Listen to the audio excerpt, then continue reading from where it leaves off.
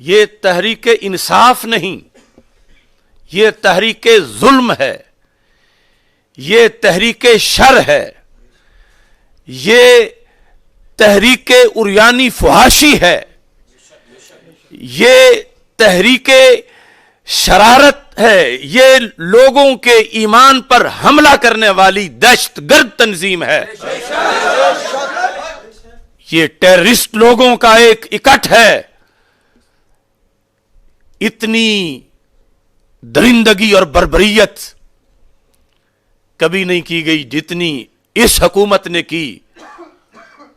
تو اسے کس طرح ہم تحریک انصاف کہیں؟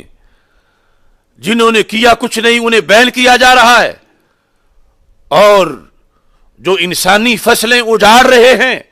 اور سروں کی فصلیں کاٹ رہے ہیں اور خون کی ندیاں بہا رہے ہیں، انہیں کھلی چھٹی دے دی جائے۔ تو ہمارا مطالبہ ہے، پوری پاکستانی ملت کا مطالبہ ہے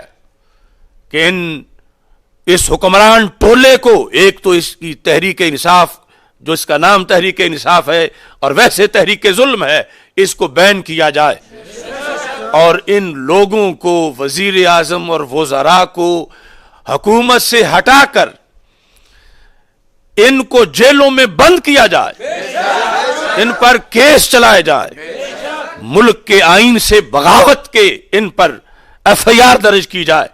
اور شہداء کا قصاص لیا جائے۔ آج اس موقع پر ہمارا یہ بھی مطالبہ ہے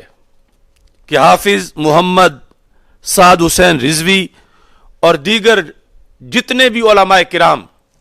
جیلوں میں ہیں، تھانوں میں ہیں، جو کارکنان گھروں سے اٹھا لیے گئے ہیں، سب کو فوری طور پر رہا کیا جائے۔ ایک غلط فہمی ہے کچھ لوگوں کو، حکومت اور بالخصوص